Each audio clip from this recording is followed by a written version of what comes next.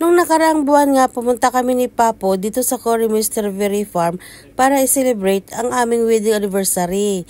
18 years na pala kami. At pagpasok mo pala dito sa kanilang cashier ay meron na silang mga souvenirs na naka-display. Ang cute-cute nga nila. At ang cute nitong native bag nila. Ang cute-cute. Parang gusto ko siyang pamalingkihan. Lalagyan ng carrots, potatoes. Meron pa nga silang mga wallet dito at lalagyan ng mga coins or mga susi. Binabalik-balikan ko nga ito kasi nakukyutan ako. Pero nakita kong presyo, Diyos mío, marimar. Kaya hanggang tingin at hawak na lamang ako. At ang dami nga itong mga souvenirs, meron pa doon sa likod. Bago pala kayo papasok doon sa loob, manonood muna kayo ng TV kung saan i-explain nila yung mga dapat gawin doon sa loob. Naka-prepare na ang chocolate fountain nila at saka mga juices at saka mga pancake. Sa harap ng mga table ninyo, makikita nyo na ang mga strawberry. Mag-i-enjoy talaga kayo dito, lalong-lalo na inyong mga anak. Sobrang maaliw talaga inyong mga anak dito magdublob ng strawberry dito sa Fondo Fountain. At kung ayaw nyo naman ng juice at saka tea, meron namang hot coffee. At ito na nga, pinapasok na kami dito sa loob para mamitas ng mga sarili naming mga strawberry. May ibibigay palang card sa inyo kung saan ang line kayo pwede mamitas. Sa isang line, 3 or 2 kayong mamimitas. Nagsisimula ng mamitas si Papo dyan at sinabi ko sa kanya, huwag mong kalimutan na bawal kumain dito sa loob. Hindi kang paulit-ulit mamitas ng strawberry kahit ilang beses na gusto mo. Pero bawal talagang kumain dito sa loob. Nakakaaliw talaga mamitas mga langga. Kaya taon-taon pumunta talaga kami ni Papo sa mga strawberry farm. Grabe si ating, ang dami niya napitas.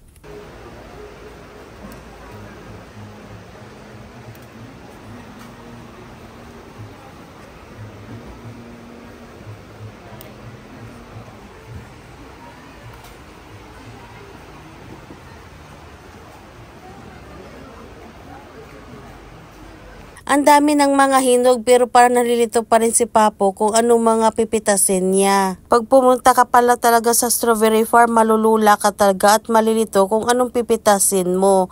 Tumawid pala kami dyan sa kabila kasi 2 line ang pwede sa amin. Pero ang 2 mag-inang ito, iwan ko ba bakit tumawid sila sa kabilang linya.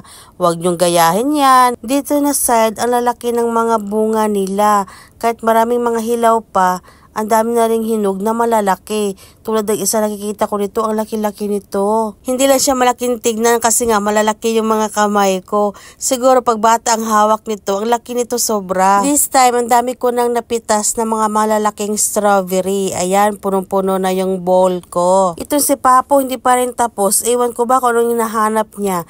Naghanap pa siguro siya ng gold dito na strawberry. Pansin ko, parang kami na ni Papo na iiwan dito na namimitas. Kaya sabi ko sa kanya, tara na kasi pwede naman tayong bumalik. So ayan ang mga langga, punong-puno na ang aking bowl ng strawberry na malalaki. Excited na ako na maglagay ng toppings para sa aking pancake. Kaya mga langga, kung may plano kayong pumunta dito, kailangan nyo magpa-reserve para makapili kayo ng oras na gusto nyo. Kasi napili namin ni Papo 11:30 to 12:30. So isang oras ka din dito sa loob. Kailangan nyo talaga magpa-reserve dito mga langga kasi 12 tables lamang ang available nila. At saka para makapili na rin kayo kung anong oras ang gusto nyo. Kasi ang pinapili namin ni Papo, 11:30 to 12:30. So isang oras din kami mag-stay dito sa loob. Kumuha na rin ako dito ng ice cream para ilagay sa aking pancake. Yan, di ba mga langga, mag-enjoy talaga inyong mga anak dito. Kaya magpa-reserve na kayo dito mga langga. Nakapila na naman ako ulit dito kasi gusto ko lagyan ng chocolate, yung strawberry ni Papo. Isa lang yung nalagyan ko kasi may nakapila pa sa likuran para nakakaya naman na pag-antayin pa sila. At ito nga, finally makakain na talaga ako mga langga. Kinain ko talaga yung pinakamalaki nakuha kong strawberry. Ay, ang sarap. Hindi na kailangan talaga ito ng gatas kasi ang tamis-tamis na niya. At ito na nga mga langga, nagsimula na ako maglagay ng toppings sa aking pancake. Diba yan? Oh, nakakaaliw talaga mga langga. Subukan nyo talaga pumunta dito. Mag-i-enjoy talaga kayo mga langga. Parang ayaw ko silang kainin. Gusto ko lang sila picturean ng picturean. Kumuha na pala ako ng mainom namin ni Papo dito. orange juice ang sa akin at sa kanya naman ay iced tea. Kumuha pala ako dito ng camera stand para maganda ang kuha ng bawat anggulo ng mga pagkain. At ito na nga, finally makakain ko na rin ang pinitas ko. At finally itong pancake, ang sarap-sarap talaga ito, promise mga langga. Kung pancake lover kayo, magugustuhan nyo dito. Hindi na nga kami naka-harvest ulit ni Papo dyan ng strawberry kasi sa pancake pa lang, nakailang beses na talaga akong pabalik-balik. At ito nga si Papo, nakikita kong sinislice niya yung mga strawberry. Ang ganda palang pag-i-slice. At ayan na nga, ginaya ko na rin si Papo.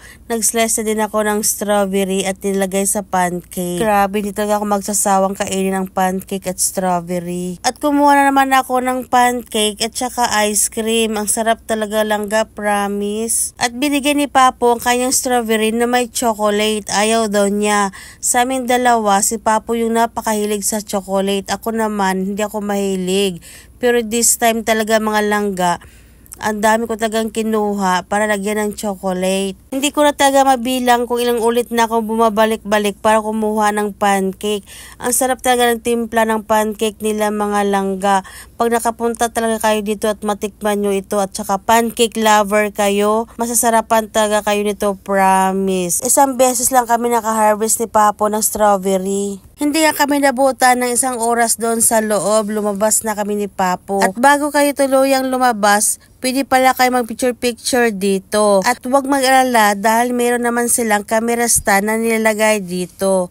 Para i-timer nyo na lang at pagpa-picture kayo kung dalawa lang kayo. Ito pala yung ibang display nila na hindi ko napakita kanina na nasa likuran lang. Ang gaganda talaga ng mga display nila mga langga. Gusto ko sanang bumili kaya lang out of budget na ako. Kaya magpa-reserve na kayo mga langga dito sa Corime Strawberry Farm ng Iwata. Or tumawag sa kanilang landline or bimisita sa kanilang website.